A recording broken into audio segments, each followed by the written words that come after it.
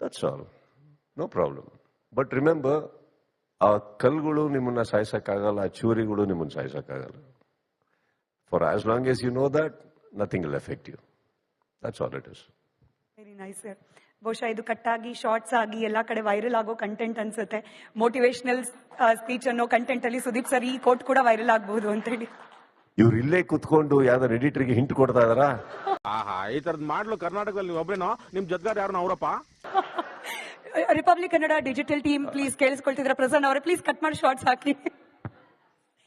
Yes, cinema ರಂಗದ ಬಗ್ಗೆ ಮಾತಾಡ್ತಾ ತುಂಬಾ ಜನ ಹೇಳ್ತಾರೆ ಸಿನಿಮಾ, ಅದರಲ್ಲೂ ಕನ್ನಡ ಸಿನಿಮಾ ರಂಗ ಚೆನ್ನಾಗಿದ್ಯಾ, ಚೆನ್ನಾಗಿಲ್ವಾ, ಒಗ್ಗಟ್ಟಿದ್ಯಾ ಇಲ್ವಾ. ನಾನು ಈ ಪ್ರಶ್ನೆ ಕೇಳಕ್ ಹೋಗಲ್ಲ. ಬಟ್ ಒಂದ್ ಪ್ರಶ್ನೆ ನಾನು ಕೇಳಲೇಬೇಕು ಅಂತಿರೋದು ತಲೆಯಲ್ಲಿ, ನಟ್ಟು ಬೋಲ್ಟು ಟೈಟ್ ಮಾಡಬೇಕು ಅನ್ನೋ ಹೇಳಿಕೆ ಬಂತು. ಸಿನಿಮಾ ರಂಗ ನಟ್ಟು ಬೋಲ್ಟು ಟೈಟ್ ಆಗೋ ಅವಶ್ಯಕತೆ ಇದೆಯಾ, ಯಾವುದೇ ತರದಲ್ಲಾದ್ರೂ? ಇಲ್ಲೇ ಬಂದಿದ್ರಲ್ಲ, ಕೇಳ್ಬೇಕಿತ್ತು. ಕೇಳಿದ್ವಿ ಸರ್ ಬೇರೆ ಸೆಷನ್ ಅಲ್ಲಿ. ಇಲ್ಲಿ ಕೇಳ್ಬೇಕಿತ್ತು. ವಾಪಸ್ ರಿಪೀಟ್ ಮಾಡಿ. ಯಾವ ಪಾರ್ಟಿಗೆ ಉತ್ತರ ಕೊಡ್ಬೇಕು ನಾನು? ಕನ್ನಡ ಸಿನಿಮಾ ರಂಗದಲ್ಲಿ ನಟ್ಟು ಬೋಲ್ಟು ಟೈಟ್ ಮಾಡೋ ರೀತಿ ಪರಿಸ್ಥಿತಿ ಇದೆಯಾ? ಇಲ್ಲಮ್ಮ, ನಾವು ಓಡಾಡೋ ಕಾರ್ಗಳು ನಟ್ಟು ಬೋಲ್ಟು ಟೈಟೇ ಇರಬೇಕು. ಸೊ ಅದಕ್ಕೆ ನಟ್ಟು ಬೋಲ್ಟು ಕಾರಿಂದ ಟೈಟ್ ಇರಬೇಕು ಅನ್ನೋ ಒಂದ್ ಕಾರಣಕ್ಕೆ ನಾನು ಹೋದ್ರೆ ಸರಿ ಇರಲ್ಲ. ಅದು ಮೆಕ್ಯಾನಿಕ್ ಹತ್ರನೇ ಹೋಗ್ಬೇಕು. ಆ ಮೆಕ್ಯಾನಿಕ್ಗೆ ಮಾತ್ರ ಗೊತ್ತಿರುತ್ತೆ ಕಾರಿನ ವಿಚಾರ. ಹಾಗೆ ಚಿತ್ರರಂಗದ ವಿಚಾರ ಚಿತ್ರರಂಗದಲ್ಲಿರೋರಿಗೆ ಮಾತ್ರ ಗೊತ್ತಮ್ಮ. ಅದೇನ್ ಮಾತಂತ ಹೇಳಿದ್ರಿ ಸರ್ ನೀವು? Really hats off sir, hats off.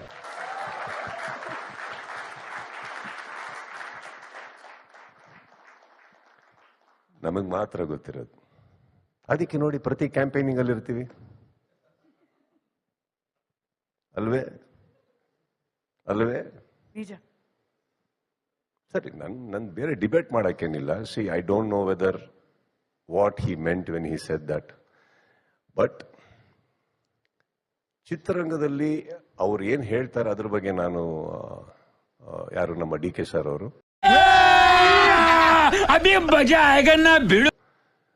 ನೀವು ತಗೊಂಡಿಲ್ಲ ಹೆಸರು, ನಾನು ತಗೋತಾ ಇದ್ದೀನಿ. ನನಗೆ ಅವ್ರ ಮೇಲೆ ಬಹಳ ಗೌರವವಿದೆ. ಆದ್ರೆ ಅವ್ರು ಅದನ್ನ ಹೇಳೋಕ್ಕಿಂತ ಮುಂಚೆ ಕೆಲವು ಸತ್ಯಗಳನ್ನ ಅರ್ಥ ಮಾಡಿಕೊಂಡು ಸತ್ಯಗಳ ಬಗ್ಗೆ ವಿಚಾರಿಸ್ಕೊಂಡು ಹೇಳಿದ್ದಿದ್ರೆ ನಾವು ಅವ್ರ ಮೇಲೆ ಇಡುವಂತ ಗೌರವ ಇನ್ನೂ ಜಾಸ್ತಿ ಆಗಿರ್ತಾ ಇತ್ತೆ ಹೊರತು, ಎಲ್ಲೋ ಒಂಚೂರು ಚಿತ್ರರಂಗದಲ್ಲಿ ಎಷ್ಟೋ ಜನಗಳ ಮನಸ್ಸಿಗೆ ನೋವಾಗ್ತಾ ಇರಲಿಲ್ಲ. ಕಾರಣ ಏನಂದ್ರೆ, ಅವ್ರು ಕರೆದಾಗೆಲ್ಲ ಹೋಗಿದ್ದೀವಿ, ಯಾವ ಕಾರ್ಯಕ್ರಮ ಕರೆದ್ರೂ ಹೋಗಿದ್ದೀವಿ, ಎಲ್ಲಾ ಕಡೆ ನಿಂತಿದ್ದೀವಿ. ಚಿತ್ರರಂಗದಲ್ಲಿ ತುಂಬಾ ಗೌರವಸ್ಥರಿದ್ದೇವಮ್ಮ. ನಾವ್ಯಾರು ಮೈ ಮಾರ್ಕೊಂಡು ಬಾಳ್ತಾ ಇರೋ ವ್ಯಕ್ತಿಗಳಲ್ಲ.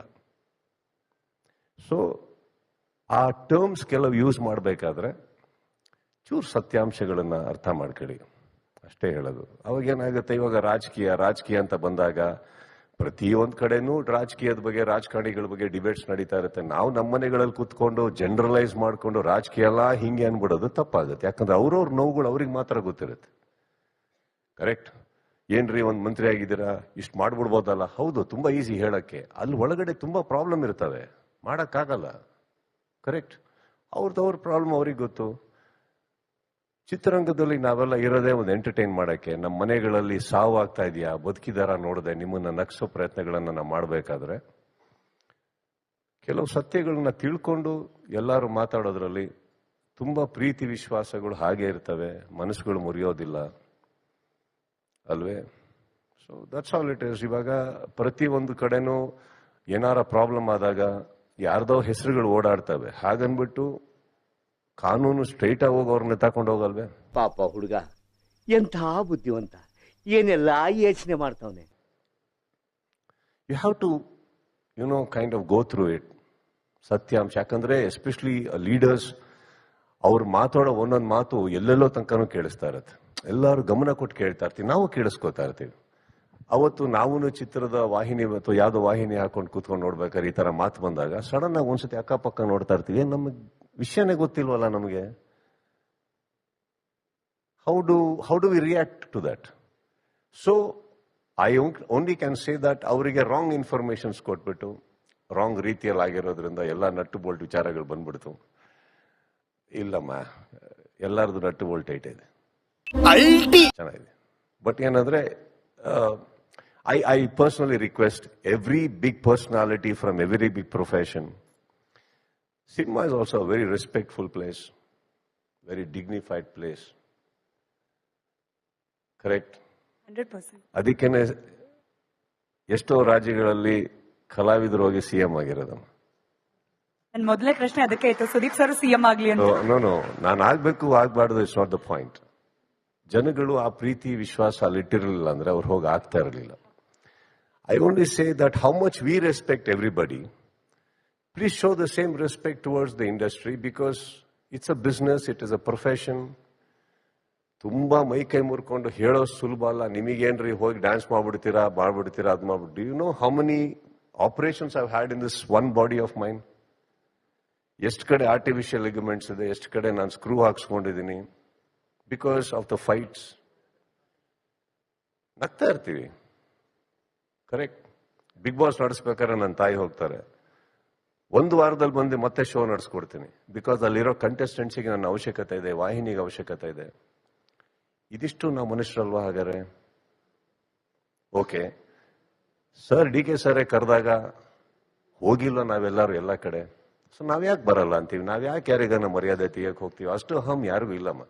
ಅಹಂ ಅಂತ ಬಂದ್ರೆ ಎಲ್ಲಾ ಕಡೆನೂ ಇದೆ, ಅದು ಕೆಲವರಲ್ಲಿ ಇರ್ಬೋದು, ಇಡೀ ಚಿತ್ರರಂಗದಲ್ಲಿಲ್ಲ. ಬಟ್ ಡೆಫಿನೆಟ್ಲಿ ಎಸ್, ನೀವು ಹೇಳಿರೋ ಪಾಯಿಂಟ್ ತಗೊಳಕ್ ಹೋದ್ರೆ ಚಿತ್ರರಂಗದಲ್ಲಿ ತುಂಬಾ ಜನಕ್ಕೆ ತುಂಬಾ ಹರ್ಟ್ ಆಯ್ತು.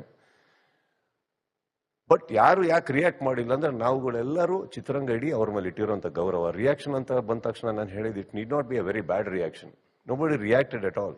Sometimes when you are deeply hurt, we don't react. That's all.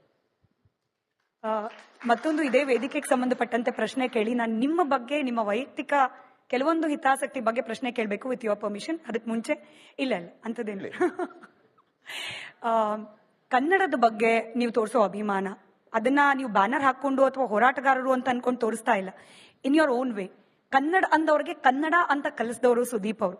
But ಆಚೆಯಿಂದ ಬರ್ತಾರೆ ಕಮಲ್ ಹಾಸನ್ ಅಂತ ದೊಡ್ಡ ನಟರು, ಕನ್ನಡ ಭಾಷೆಯ ತಾಯಿ ನಮ್ಮ ಭಾಷೆ ಅಂತ ಹೇಳಿ ಹೋಗ್ತಾರೆ. ಇಂಥದ್ದು ಗಮನಿಸಿದಾಗ ಸುದೀಪ್ ಅವರಿಗೆ ವೈಯಕ್ತಿಕವಾಗಿ ಒಬ್ಬ ಕನ್ನಡಿಗನಾಗಿ ಏನ್ ಅನ್ಸುತ್ತೆ? ನಾನು ಫಸ್ಟ್ ಮಾಡಿದ ರಿಪಬ್ಲಿಕ್ ಟಿವಿ ಹಾಕೊಂಡು ನೀವೇನ್ ಮಾಡ್ತೀರಾ ಅಂತ ನೋಡಿದ. ಇದು ಆಕ್ಚುಲಿ ಚೆನ್ನಾಗಿ ಏನ್ ಮಾಡಿದ್ರಿ ನೀವು?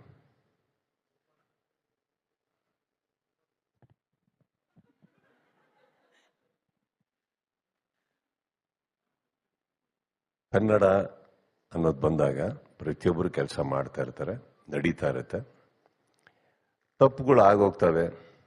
ತಪ್ಪುಗಳಾದಾಗ ಯಾರ್ಯಾರು ಮಾತಾಡಬೇಕೋ ಮಾತಾಡ್ತಾರೆ. ಹೇಳ್ತಾ ಇದ್ದೀನಿ ಅಷ್ಟೇ, ಕರೆಕ್ಟಾ? ಇವಾಗ ದೊಡ್ಡ ದೊಡ್ಡ ರಾಜಕಾರಣಿಗಳು ನಮ್ಮ ಚಿತ್ರರಂಗದ ಬಗ್ಗೆ ಮಾತಾಡ್ಬೇಕಾದ್ರೆ ಅದ್ರ ಬಗ್ಗೆ ಮಾತಾಡೋವಂಥ ಸಂಪೂರ್ಣ ಅಧಿಕಾರದಲ್ಲಿ ಕೂತಂತವ್ರೆ ಏನು ಮಾತಾಡ್ತಾ ಇಲ್ಲ ಅಂದಾಗ ನನ್ನಂತ ಬಹಳ ಪುಟಾಣಿ ಒಂದು ದೇಹ ಹಿಡ್ಕೊಂಡು ನೀವು ಕೇಳೋದು ತಪ್ಪಾಗುತ್ತೆ. ಬಿಕಾಸ್ ಒಂದಂತೂ ನನಗೆ ಗೊತ್ತಿರೋದು ಇಷ್ಟಂತೂ ಹೇಳ್ಬಲ್ಲೆ,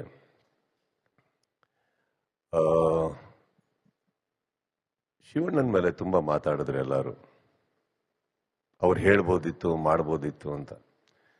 C, let me tell you something.